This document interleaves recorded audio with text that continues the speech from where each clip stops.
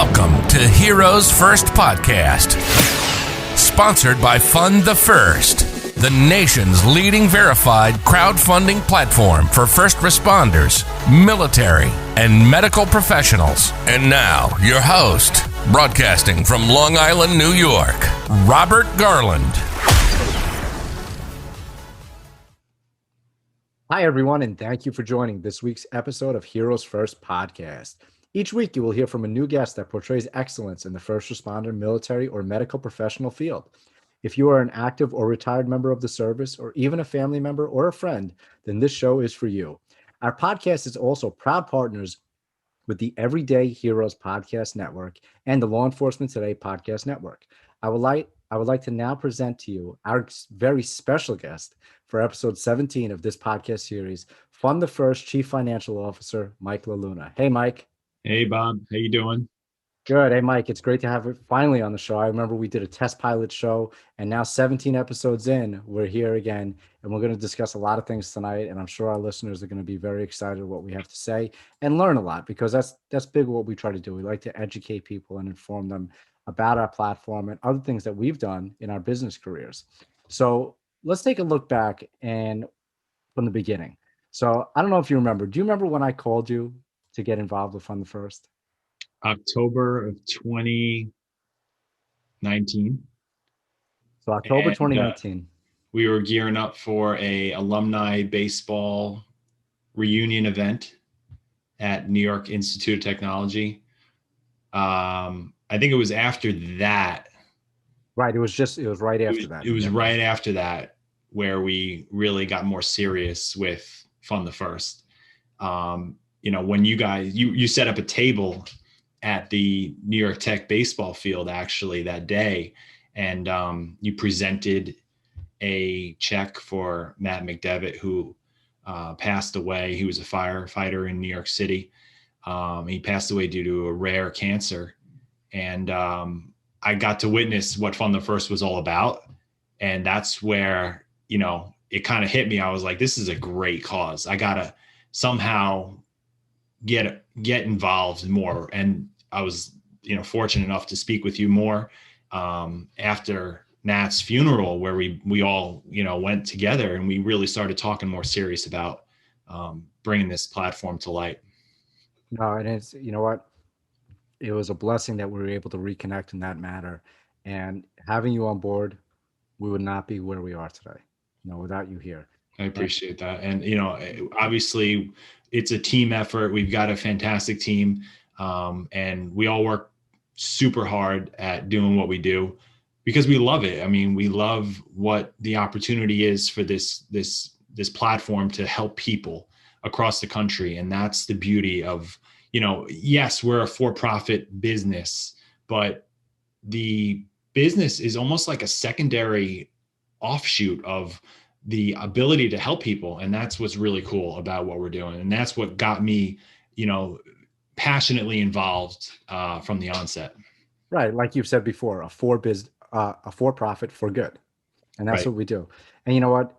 When we originally started Fund the First, we were going that nonprofit route. And unfortunately for our listeners, I'm not sure if people understand this, but nonprofits, they raise money for a whole cause, children with autism, line of duty deaths. And actually, we have a nonprofit at thefallenfirstreserve.org, which supports line of duty death families across our nation.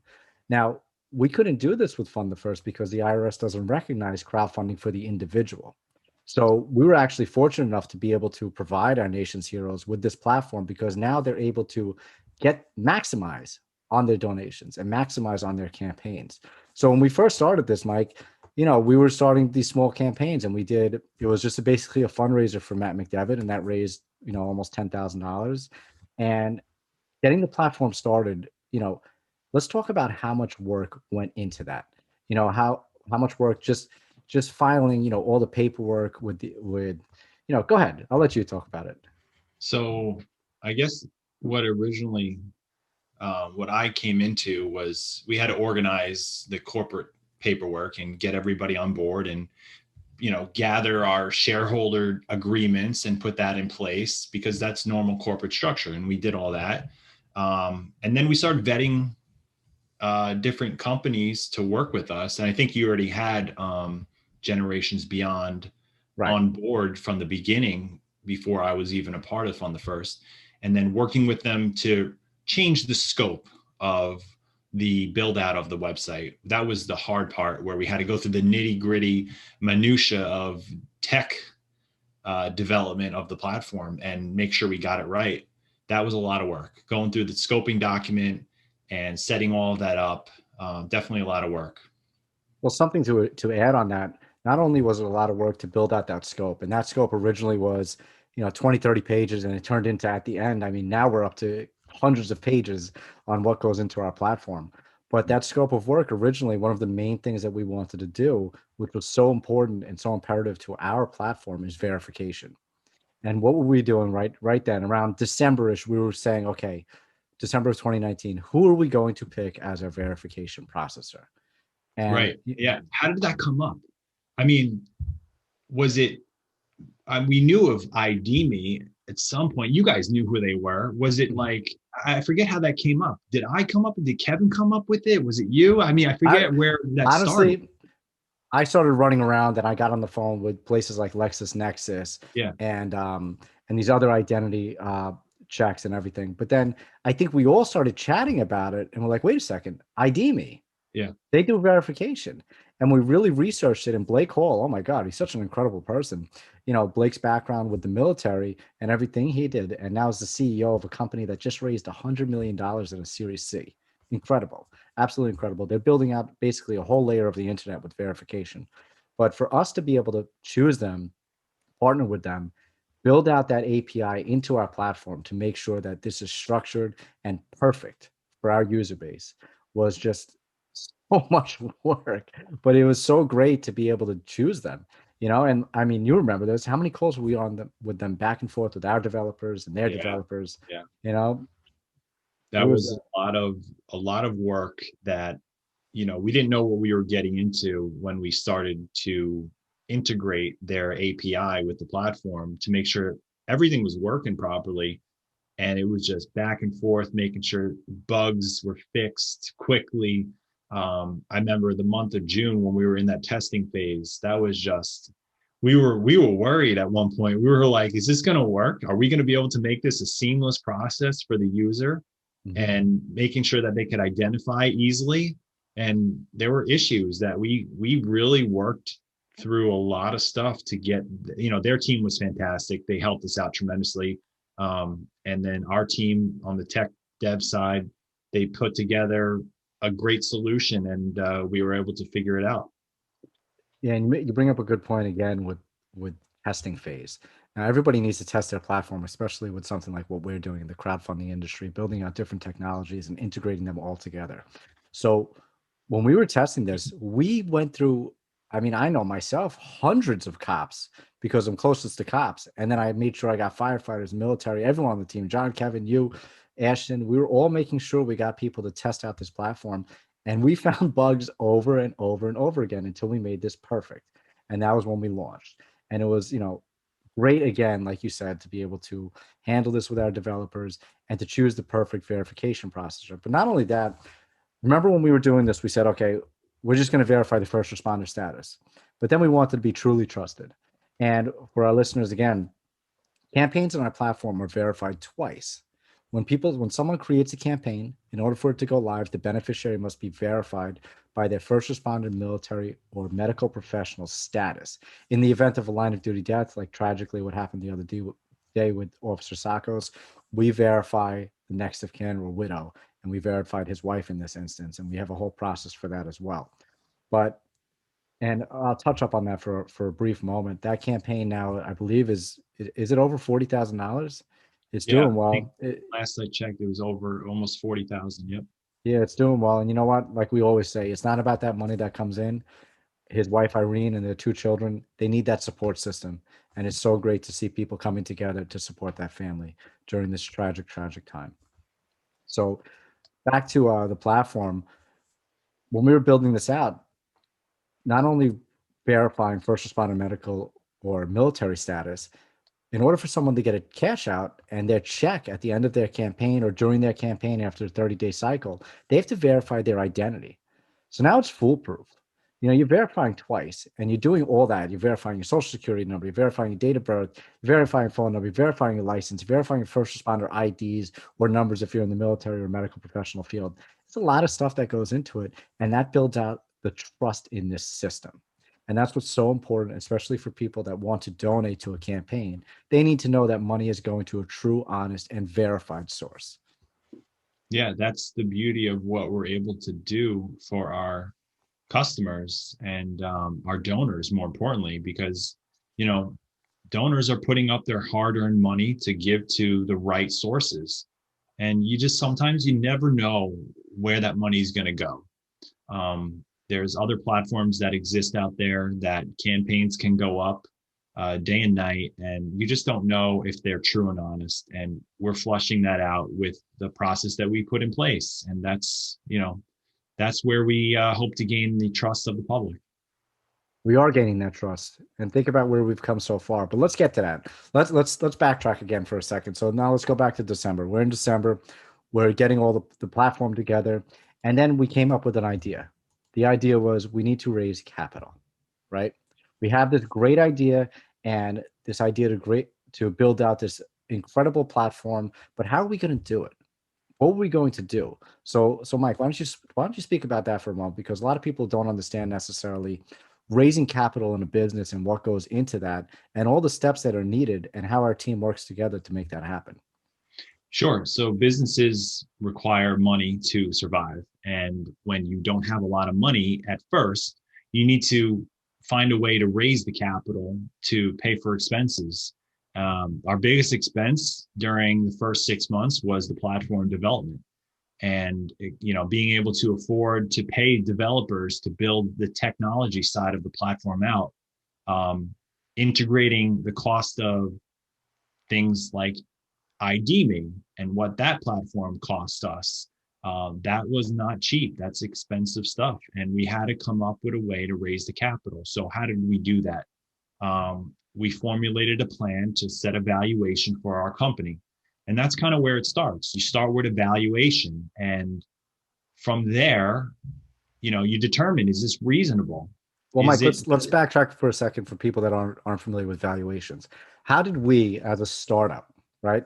We're a startup, brand new company, and we have this great idea. But how do we set a valuation on our company without having any revenue yet?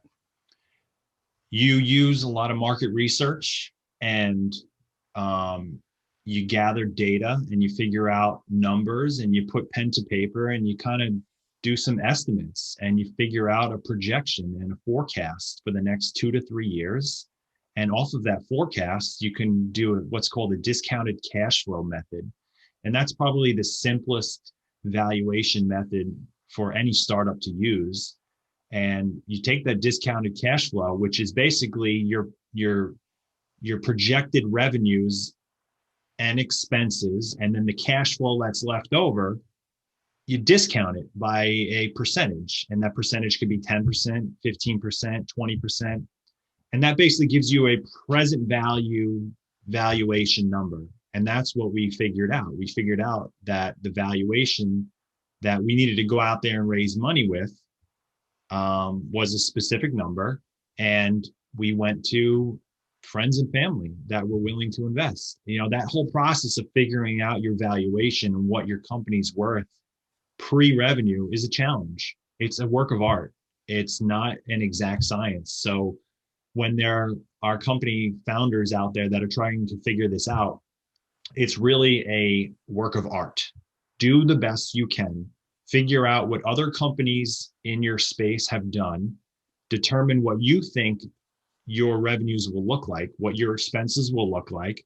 Put it on Excel and use a discounted cash flow method to figure out what your valuation would be.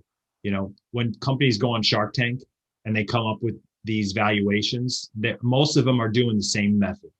They're doing a discounted cash flow method, or they've been around long enough where they have revenues and they have real numbers and they can get a third-party valuation done. We didn't do that. Third-party valuations, they can cost between $7,000 to $20,000. It depends on, the type of business that you're in. Are they valuing patents? What are the nature of the assets that are being valued for that company? And that can get really detailed. But as a startup, you're not going to have those types of things to worry about. So you use the discounted cash flow method to do that. So now as a startup as well, we had to figure out how much equity we're going to sell. How much are we going to give up in our company? And, a lot of people, you talk in the startup world, you talk to a lot of business professionals. Some people are very against giving up equity early. And they say, oh, why don't you come out of pocket? But not everyone has that type of money out of pocket. And, a lot of people say, well, let's do debt financing. But then debt financing, what happens if your company is never cash flow positive? So there's issues with that. So now where we're at, we said, okay, we're going to sell X amount of equity in our company based on the valuation and give up a percentage, right? So we gave up a percentage to a nice amount of investors that came in, and we were very fortunate enough. And I'll say what we raised $550,000 for 42 investors. It was, I was beside myself. We did that in 2 months, 2 months getting on the phone with hundreds of people. It wasn't just those 42 people. There were hundreds of people we were on the phone to pitching an idea. There was nothing done yet. It was a complete idea. And you remember this, how grueling was that process? We had calls that were back to back that would overlap, and we had to find a way to be on that next call on time. It was stressful, and it was fun. It was a blast to do those calls, because speaking to real people that believed in your mission or didn't believe, everybody had their own critiques and their own questions, but for the most part, it was nice to be able to speak with, I'd say almost 50% of the people we spoke with agreed with coming in and investing in the company. And that's a very high percentage of close rate. When people talk about raising capital, you end the meeting and you hope the meeting closes in your favor, and you get that investor to come aboard the company to get you to where you need to be. And to have like that close rate of 50% with our investors, that just means that the mission of the business was worthwhile to them. And it makes sense. Why wouldn't it be? We're helping first responders who help us. It just, it's easy. It makes sense. It really did. And, now that backing that we had, we got those investments. Now what we were able to do was now build this platform. And you remember, oh, actually you didn't come. So myself, Kevin, and John, we went down to Florida to meet with Mitch, and we met with all of these investors that were coming in. There was probably, I want to say, of our 42 investors, maybe 30 of them were there. 30 of them were there. And we met with them and gave a giant presentation. This is what we're doing. This is what we're going to do. And we're going to be successful. And they believed in our mission. The passion that we all speak about with this platform, we make sure that it is successful because our nation's heroes need this. It's not something that we're trying to sit here and make money from. And that's always a goal in the company. Everyone wants to make money in a company. But my main goal, and I know your main goal and our team's main goal, is to make sure that this is a mission-driven company, to make sure that our nation's heroes have a supported system that they can rely on. And it's so, so important. So now after that meeting down in Florida, I never spoke to investors before. I'm in front of all these investors now that had already, some of them already committed. I'm shaking in my shoes, shaking, giving a giant presentation that we all put together, all these spreadsheets and all this stuff. It's like, oh my God, this is real. This is actually happening right now. We put together a dream, and now we're in front of investors who are going to come into our company to help our dream happen because they believed in us. Yeah, it's you definitely have a weight on your shoulders as a founder in a company when you've got people that are willing to invest in the company, in you as a person. You've got weight on your shoulders. You've got a reputation to hold up, and you want to work as hard as you can day in and day out to make this work and make it grow so that you can give them a return on their investment at the end of the day. That's the point of starting a company and getting investors on board. They deserve a return on their investment for coming in at such an early stage. And as a founder, that's what our goal is, to be able to give them that return, but also see the mission of the company through. Because they all didn't just come aboard to make money. They came aboard because they believed in the mission of helping first responders. And that is what is most important for them. Yeah, it's really incredible. You see a lot of investors that invest into companies, and what do they become? Silent partners, right?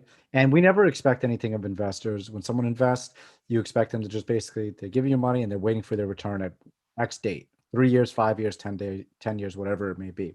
But we have a lot of investors that are vocal in the community, and they're making sure that our mission is being spread. I mean, it's really incredible. They're part of this family now, and it's really, really incredible. So now let's fast forward a little.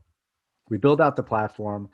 Now we're getting close to launch date, right? We have this money, we have the platform built. Like you said earlier, we tested everything, and we could go over that again. That testing phase to make sure our back end process and everything that you, me, and Ashton were especially doing with making sure that everything was squared away to have the most uh, incredible user experience, because that was one of the major difficulties, right? User experience. Yeah. When you're, having users come aboard a website, you want to make that process really seamless. The least amount of clicks, the better. So if you could take somebody from start to finish in 15 clicks or 30 clicks, what's better? And if you could take them under 15 clicks and steps, it's going to be a way better experience. People won't get as frustrated. So we wanted to streamline a lot of that process and, make it as user friendly as possible. Are there ways to improve that process with more technology build out? Yeah, absolutely. We can do a whole lot more, but there's steps that we need to take as a company to make sure we're also vetting and verifying. And that's also what takes up a lot of the steps in the campaign creation process, at least.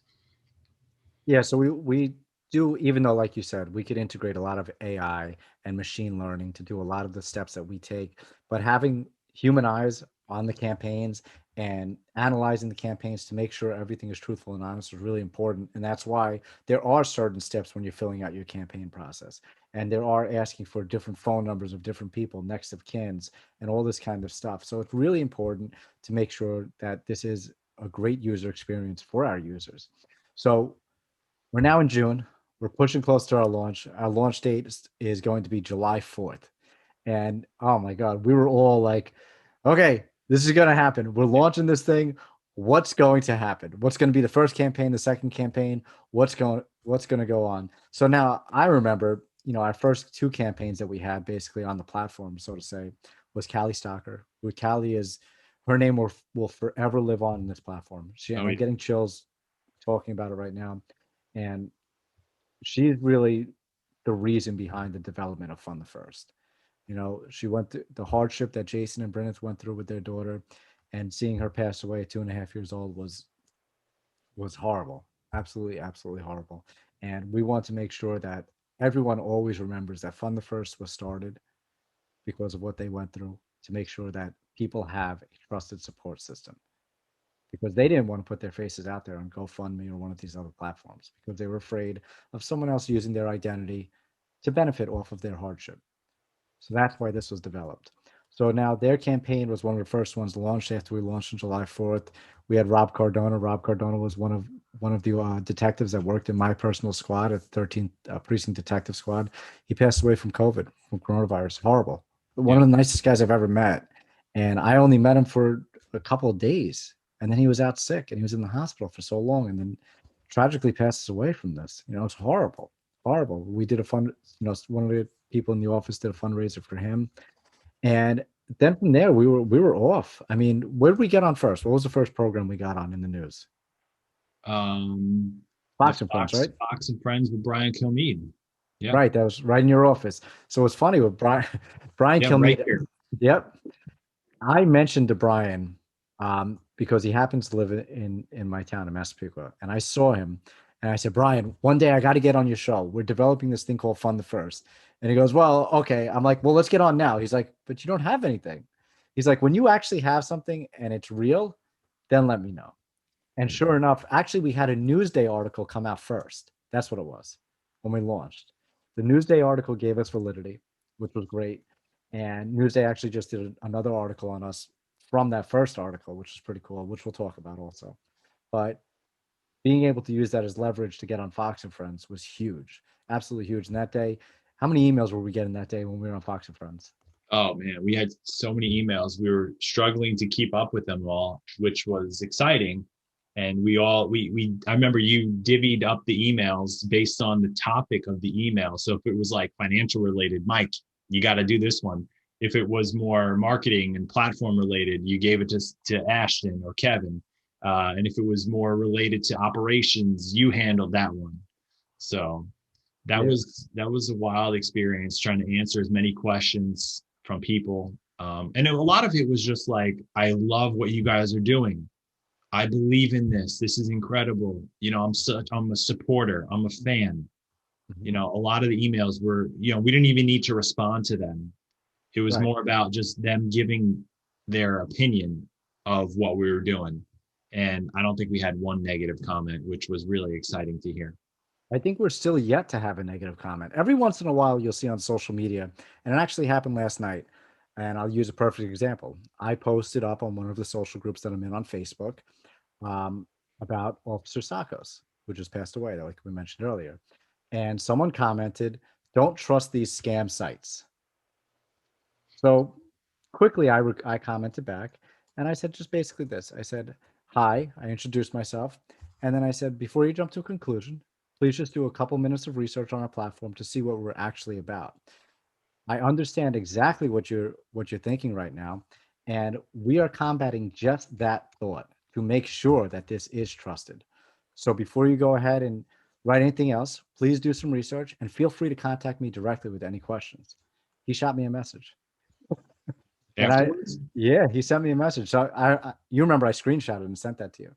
He sent me a message. He apologized. He said, "I'm sorry." And he said, "I love what you guys are doing." Because that's what happens. A lot of people see fundraisers out there and they see a website they don't recognize. And automatically, what's the first thing they say? Scam, fraud, scam, fraud, scam, fraud. And that's something that where branding comes into play. And we need to make sure that we're branding ourselves in a certain way to make sure that everyone across the country understands why we're here. And that's why we've been in the news so many times too. I mean, now since our launch, we're now 9 months in, right? So 8 days ago well, yeah, 8 days ago, our soft launch was July 4th, hard Yep. launch was July 20th. So 8 days ago, we're live for 9 months, and we've been in the media what 100 times. And it's not just PR newswire stuff where we're paying out paid media and we're getting some press. It's actual press coming to us and asking us to be on their shows and talk about what we're doing and talk about the campaigns and getting campaigns we have on their shows as well. And having that type of exposure brings the realism to what we're doing and it allows for people to understand why we're here. And that's really important. The news nowadays, everyone believes whatever the news says. So it's great that we're on the news to be able to bring exposure to what we're doing. Right.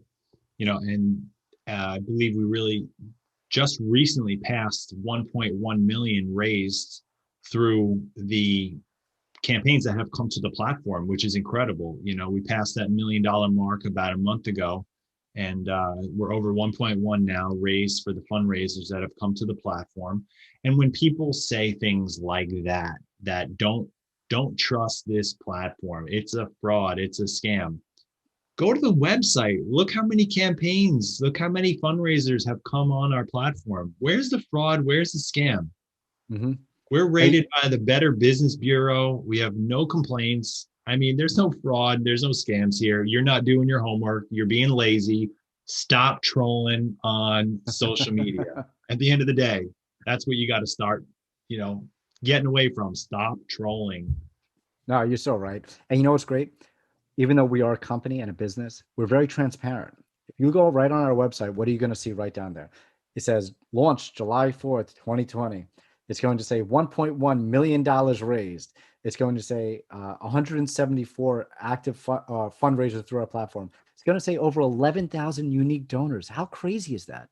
That means 11,000 different people have come to the platform and donated to those 174 campaigns.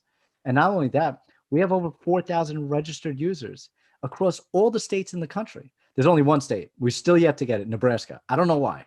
We have every other state across the Let me country. see. That's crazy. We don't have Nebraska. Let's Still, go. we still don't have Nebraska. Where's the Nebraska Knights out there? The Yeah. Cornhuskers. I got some friends in Nebraska after playing baseball out there. All right, well, hopefully one's a firefighter or a cop or something. Maybe they'll register. So, but it's great. People could see that right on our platform and see everything that we're doing to help our nation's heroes. And you know what? All these campaigns that come in, it's just, sometimes it's a very overwhelming experience, right? If you think about it. Well, yeah, I mean, as the campaigns come in, there's a lot of work on our end to make sure that they get up and running smoothly and that they are allowed on the site. The verification process is pretty detailed. So we take pride in a lot of those steps because, that's what our mission is, to give the public a honest and truthful source to be able to donate to. And you're right, Nebraska is yet to be had. So any of my friends that played baseball with me, I can name two guys, Brian Frew and Tim Huber. You're from Nebraska. Let's go. I know you know some first responders out there, but we got to get some registered users from Nebraska on board. Almost there. Almost there. Well, hopefully that 4,000 number will be per state one day. That's what we want. We want to be a household name. And we're really working, we're striving hard. A lot of people don't realize what goes into the business as well, how much marketing goes into it, how much ad spend goes into it. And actually, we could use that as an example right now. We do digital ads to make our audiences aware that we're there. And when we were putting out some Google ads, people were thinking that we were other platforms. And how many campaigns, and this is where people don't understand this. People don't realize how many campaigns come to our platform that we have to reject. We've actually had more campaigns rejected than that have gone active. And that just shows how much work we do behind the scenes to make sure that we're ensuring that trusted experience. We've had so many of these campaigns, and some of them actually are real stories, but they just can't verify. So we just can't have their campaigns. And then others are some pretty wacky things that people are raising money for. Yeah. I can't even remember one of the wacky stories. Maybe off the top of your head, but we sit there and we see these campaigns come in and we're like, no, I'm sorry, we just can't do it. Yeah, it's not going to fly. It's not going to fly. Sorry. It's not. So we do clear a lot of campaigns out that we just can't take for various reasons. And I don't know if you know a story off the top of your head that you can explain, but I mean, there's been tons. I mean, I could actually use one, for example, that's actually been a first responder. Someone in the military came to our platform, and the story read very awkwardly. And we originally went to activate the campaign, and I said, you know what? I want to call this guy because something's not right here. And he was going through a relapse. He was trying to buy drugs. Right. All it was. He just wanted to buy drugs. And that's why we actually get on the phone with these people. We ask for their phone numbers, and we ask them what they're going through, and luckily, we were able to guide that individual to a place where he could get help. It's not just we're hanging up the phone and that's it, bye. We're also going to help him. And he's now getting help, which is great, incredible, absolutely incredible. But, some of those campaigns that came in, I mean, I say it all the time, you see these campaigns about people raising money for my cat died. And we saw about 20 of those come in. Yeah, absolutely. You saw a lot of those. It's 20 of them, but if it is a first responder and they want to raise money for that, by all means, we can't say no. They're verified and they want to raise money for whatever. Oh, if they're a first responder, absolutely. Yeah. They're allowed to raise for the reason that they intended to. But a lot of these people are not first responders. And why our platform gets mixed up with other platforms through advertising, I don't know why. You go to a website, you click a form to fill out things, you got to know what you're filling out. There's applications that they have to go through and they still fail to understand the purpose of what we do. And it just boggles our minds sometimes. And it is what it is. We see our email for our company email. If anyone wants to email us directly, and we all see this email, is info@fundthefirst.com. We get emails all day long. I'm trying to withdraw my funds, but they don't have a campaign on our platform, wrong platform. Or how do I do this? How do I do that? Why aren't you doing this? Why aren't you doing that? And they're emailing the wrong platform. And it's constant, it's every day. And it's just, how do you not recognize that? Unless somewhere in cyberspace, somehow we got mixed up as we do something that's the same. I don't know. It could have been, an easy mix up somewhere, but we do get that a lot. And it is very baffling sometimes. Or there's a group of people that are just trying to bother us every day and just send us emails and just torture us. But I don't believe people would go through that process on purpose. No, yeah. No. So let's start talking about. So here we are. We developed this whole platform. We're in the media all over the place. We're very successful so far, but we haven't even touched the tip of the iceberg. So if you look at crowdfunding as a whole, and a lot of people are not aware of this, crowdfunding is a $5.5 billion industry, and it's expected to grow to $25 billion within the next 2.5 years. And that's a gigantic industry. And we're tapping into a very small percentage of it, very small. Now, what we've done so far is even smaller than what we expect to tap into. But tapping into that market obviously makes us into a profitable platform, but it also allows for our user base to understand that we're here. And instead of all of those campaigns, and if you break it down, Mike, how many campaigns are across the $5.5 billion industry? Why don't you tell everybody? Hundreds of millions. 600 million. 600 million was the number, right? Yeah, 600 million campaigns. 600 million. And that's wild. When you think about it, is that many fundraising campaigns out there across all these platforms? Oh, you're talking about the entire world. Yep. That's a worldwide number.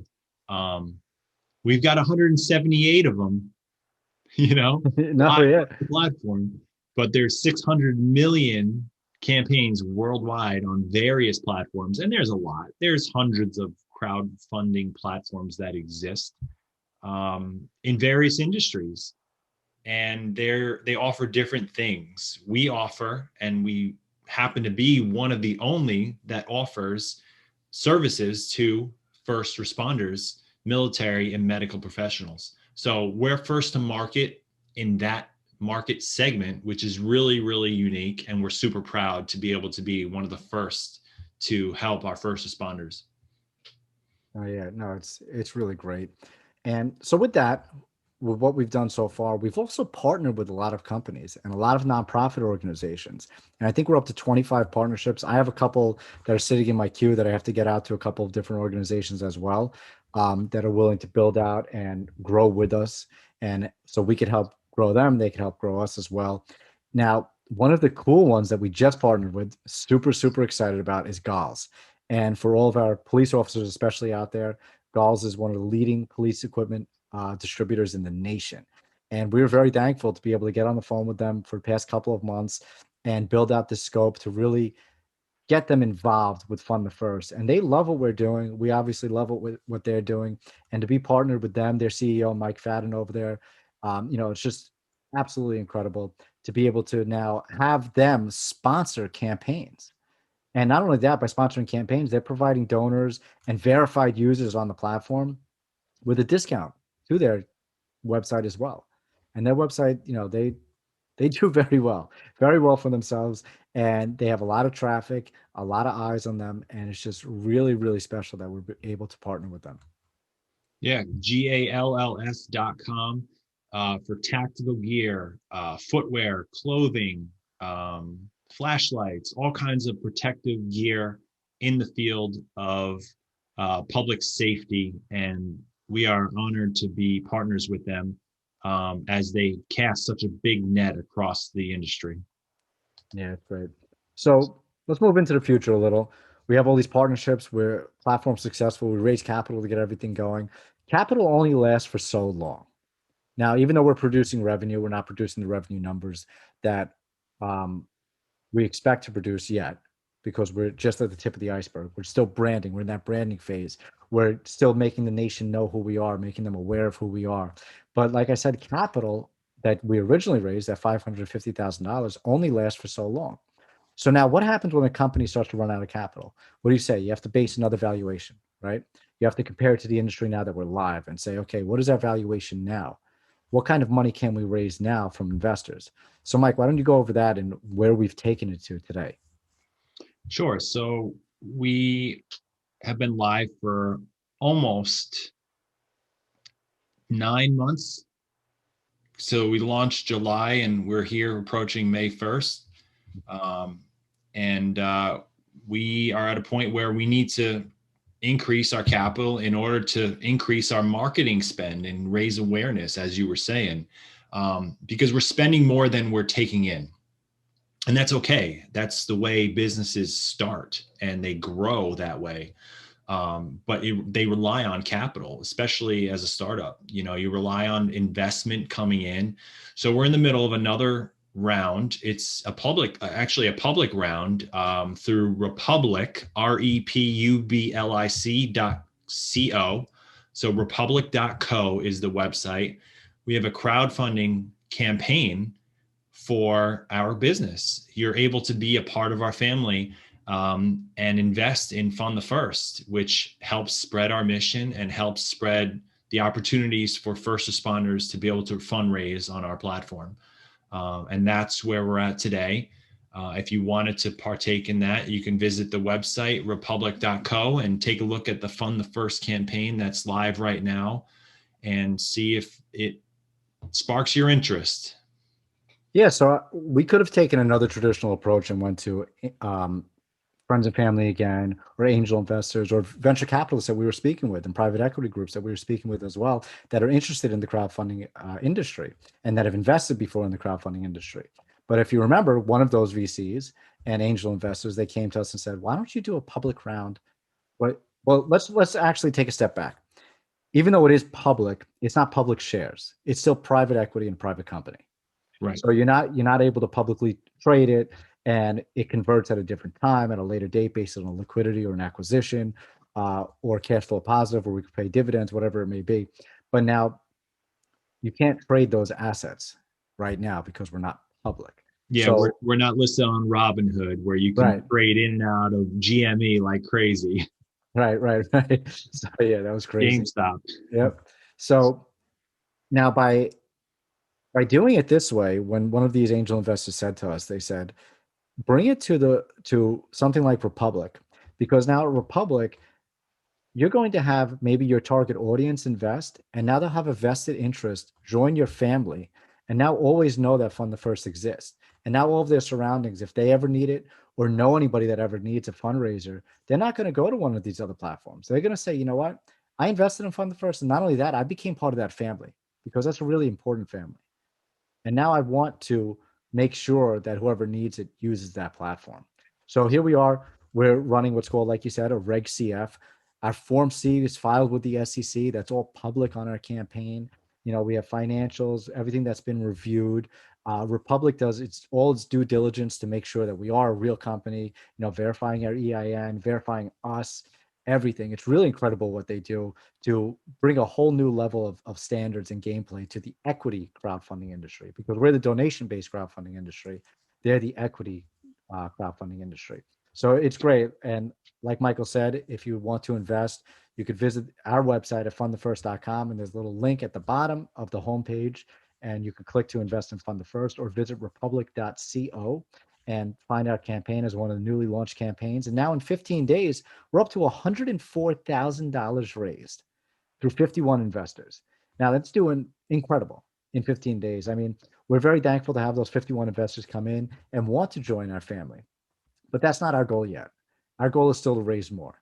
And the intention, like you were saying earlier, is to utilize that money to help market and to help build infrastructure, help technology, all that stuff that goes into building a business, but to make sure that we can get Fund the First into the household of every single person across our nation. Right. So, the Reg CF, the crowdfunding for equity it's fairly new. It's probably 5-6 years old. And there's a couple of different platforms that exist out there. We chose to use Republic, and they have other startups on their platform that are doing the same thing as we are doing, starting a company, and they have a great concept and idea, and they need capital too. So it's a great platform for any new business that has a concept that will appeal to a large amount of people across the country, and it'll help you raise capital. So, we're fortunate enough to be selected and approved by Republic because they have a strong vetting process. I believe they accept 1% of the applications that go through their platform. Mm-hmm. So it's very rare to be accepted and listed on their site. And fortunately, they believed in what we were doing and they loved the mission, and we got approved. That process took about 60 days in total to get everything done, between dealing with accounting firms, working with legal teams, and Republic's internal legal team to get all the work done. It was a great learning process. It really was. It really was a great learning process. And the financial teams that we were working with and the lawyer teams that we were working with, they were awesome. Really great. Really great people to have. If anybody ever needs a lawyer, we would highly recommend them and the financial teams as well. And Michael, because Michael is a CPA as well. But so that's where we are right now. That's where Fund the First, full circle, not full disclosure on everything, but basically we gave you all and our listeners, we gave everybody a nice background of what went into building Fund the First, where we are today, what our future holds, and where we want to be. So before the show ends, because Mike, you're actually a guest on the Heroes First podcast, so I got to ask you some questions. All right, hit me. All right, so I got to ask you first question. What does a hero mean to you? And this should be an interesting answer, especially with everything you've been going through with Fund the First. A hero to me is somebody that's going to try and put everything else aside to accomplish a goal in helping another person. And that's it. You just don't even think twice. You act and you do. You can't fumble. Sometimes a hero doesn't have a chance to react. They just can't think twice about something. They just got to go head first, full steam, and first responder, right? You got to save somebody's life, pull them out of a car accident before another car rams into the back. You can't think twice. You just got to go act and do right away. That's a hero to me, putting themselves and their thoughts secondary. That's perfect. Perfectly said. So also something I ask on the show, everything you've done in your life, and you've had an incredible career. We played baseball together in college, Division I baseball. You went on to play professionally with the Detroit Tigers.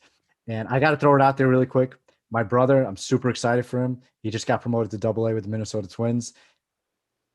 I'm super excited. He's one step away from the big league call up, because AA, you can skip AAA real quick if they need a backup at the major league level. Yep. He's a catcher.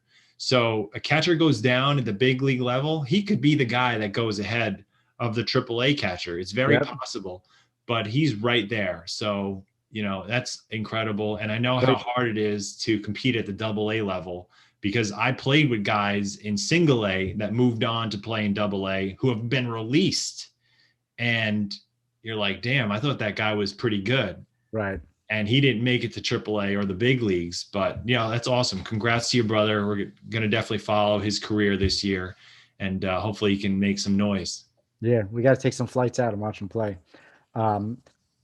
So with that, you play professional baseball. You're a partner in a CPA firm. You've done a lot of things with accounting. You're also part of multiple startups and different companies as well. And you're part of Fund the First. So I got to ask, with where you are in your life, you have 2 beautiful children, beautiful wife. Would you do it all again? 10 times over. Awesome. Yeah, absolutely. I mean, you don't expect things to happen to you in life. You just don't know where your life's going to go. Sometimes things come to you. You never expect things. You got to go out and go and get after it. You can't just sit back and be complacent and say, oh, something's going to come my way one day. That's not the way I am. I'm going to go out there and get after it. And, meeting with you when we initially started, I wanted to be a part of this. You knew that. That's the reason why we kept talking. I wasn't just going to sit back and wait for you to, bring me in. And that's the way it goes with anything that I do. You got to go out and act on it. You can't sit back and wait. Go get after it. So I would do everything in my life 10 times over again. Do I wish I got the chance to play professional baseball longer? Absolutely. Who doesn't? I'd rather be throwing pitches off of a mound than doing tax returns. Anybody would say that. Come on, Yeah. and your brother, that's so awesome that he gets to continue to live his dream and play at that level. But at the end of the day, it's a tough industry. There are guys, it's very tough. So you never know what's going to happen. And you can't put all your eggs in one basket, so. No, that's perfect. Perfect. So last question I'm going to ask before we end the show. We've been talking for a while, but I think our listeners are probably pretty intrigued with everything we're saying. So hopefully they're going to like this show. But I need you to answer this first thing that pops in your head. So don't hesitate. Just spit it out. I got to hear it. If you were to have one superpower, what would it be? What hit your head? Good. Being able to play every sport under the sun incredibly well, because I love playing sports, and I love, I could pick up a golf club. I could go play beach volleyball. I could pick up a baseball bat. I could play lacrosse, and I don't play everything. I play it all okay, but I would love to be able to play everything at the top notch level, but it's just not possible. That's a good superpower. Why not? Why You not? want to play ping pong? I'll whoop you in ping pong. You want to play pool? Let's play pool. I've done it all. We play ping pong right here. Yeah. The only thing I could say that I haven't done would be fencing and water polo. Well, call me when you do those two things, because I need to videotape it. They're never going to happen. No, so hey, Mike. Obviously, we speak every day, so it's always a pleasure to hear your voice. And thank you for coming on the show. And for all our listeners, thank you for listening to episode 17 of Heroes First Podcast. And we'll see you all next time. Thanks, Mike. Take care. Have a good night. You've been listening to the Heroes First Podcast with Robert Garland. We hope you've gotten some useful and practical information from the show. Make sure to like, rate, share, and review.